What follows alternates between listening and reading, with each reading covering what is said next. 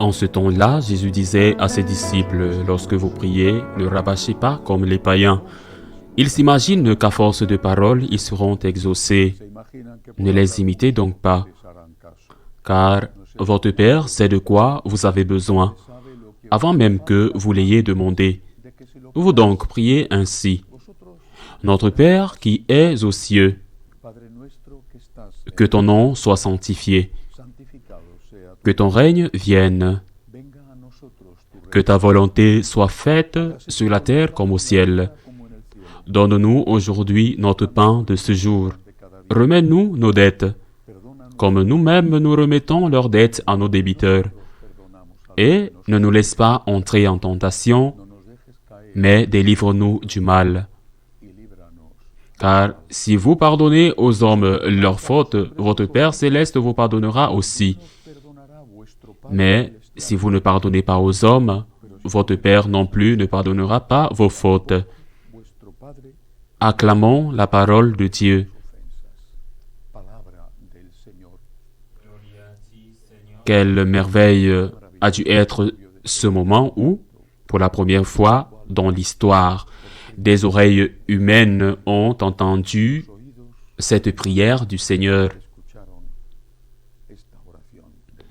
Je ne sais pas si les apôtres étaient conscients de ce qui se passait. Je ne sais pas s'ils étaient conscients que Jésus, avec une simple prière, développait toute sa théologie. Je ne sais pas s'ils étaient conscients que cette prière serait la plus répétée dans l'histoire de l'humanité. Mais le malheur, c'est que peut-être nous, 2000 ans après cet événement, nous sommes en train de prier le Notre Père. Nous prions le Notre Père pour la première fois dans l'histoire. C'est que peut-être 2000 ans après cet événement, nous prions le Notre Père. Nous le prions sans nous rendre compte de ce qu'il contient. Sans nous rendre compte de ce qu'il contient, de ce que nous demandons avec ces 7 requêtes que nous formulons, parce que la première chose dans le Notre Père est ce tout premier et deuxième mot. Notre Père, Père. Le Christ nous montre Dieu comme un Père aimant, mais aussi comme un juge. Pourquoi? Parce qu'il est un juge qui juge et qui pardonne ou ne pardonne pas. Il veut pardonner toujours. Mais c'est à vous de décider s'il vous pardonne ou non. Il est ton Père, il est ton Seigneur, parce qu'il est ton juge. Mais ce Père n'est pas ton Père, il est notre Père. C'est-à-dire qu'il est ton Père, mais pas seulement le tien. Il y en a d'autres qui sont aussi les enfants de ce même Père. Tu as des frères, et ce Père qui se préoccupe de toi et qui t'aime, aime aussi le reste de tes frères, le reste de ses enfants. Et si toi, que le Père aime beaucoup, tu fais du mal à l'un de ses autres enfants, le Père ne peut pas consentir au mal que tu as fait, parce que les autres sont aussi ses enfants, et qu'il est ton Père, mais qu'il est leur Père. Et si toi, que le Père aime beaucoup, tu fais du mal à l'un de ses autres enfants, le Père ne peut pas consentir au mal que tu as fait, parce que les autres sont aussi ses enfants. Je le répète, il est ton Père, mais il est leur Père. Et c'est juste. Partons de là, il est mon Père. Quelle confiance! Comme c'est merveilleux, comme c'est paisible. C'est mon Père, mais il n'est pas seulement mon Père, il est notre Père. J'ai des frères, enfants du même Père. C'est vrai qu'au sens figuré et populaire, on dit que nous sommes tous enfants de Dieu. Eh bien, en réalité, c'est ce qu'enseigne le catéchisme. Nous sommes enfants de Dieu adoptifs, c'est-à-dire que Jésus-Christ est le Fils unique de Dieu. Nous sommes enfants de Dieu par adoption, et ce rite d'adoption a lieu dans le baptême. Nous sommes enfants adoptifs, mais enfants de Dieu. Nous sommes enfants de Dieu, c'est merveilleux, et nos frères sont aussi enfants de Dieu. C'est merveilleux, et nos frères le sont aussi. Parfois, je pense à certaines personnes qui sont vraiment mauvaises. Dieu les jugera. Mais leurs actes, au moins, sont vraiment mauvais.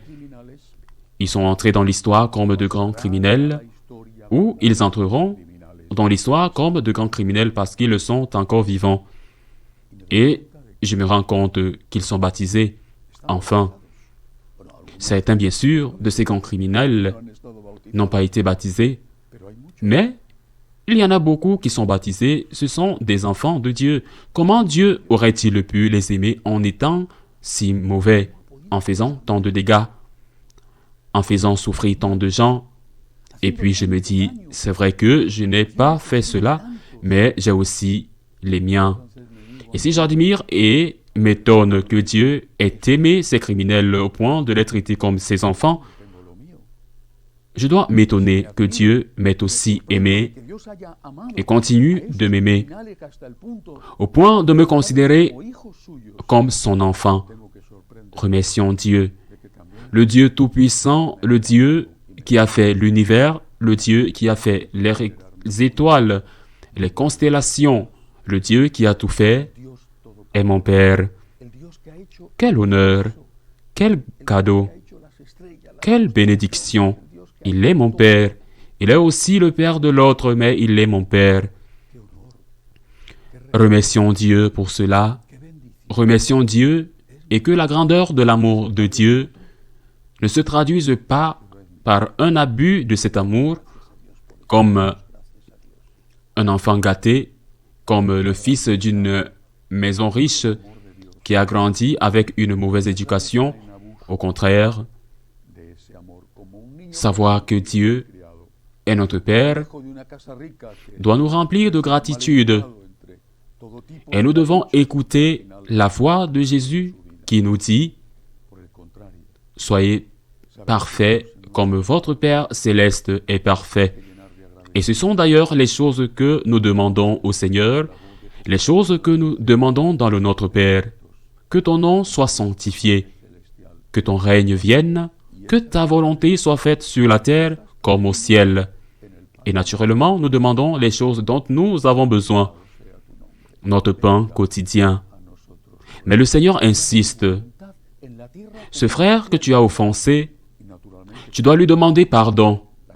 Et ce frère que tu as offensé, tu dois lui demander pardon. Tu dois lui demander pardon. Et ce frère qui t'a fait du mal, tu dois lui demander pardon. Parce que sinon ton Père qui est aux cieux, ton Père qui est aussi son Père, ne te pardonnera pas. C'est-à-dire, c'est à toi que ton Père pardonne. Et ce que tu dois faire, c'est pardonner à ton frère. C'est à toi de pardonner à ton Père. Et à toi de pardonner à ton frère. Ainsi soit-il.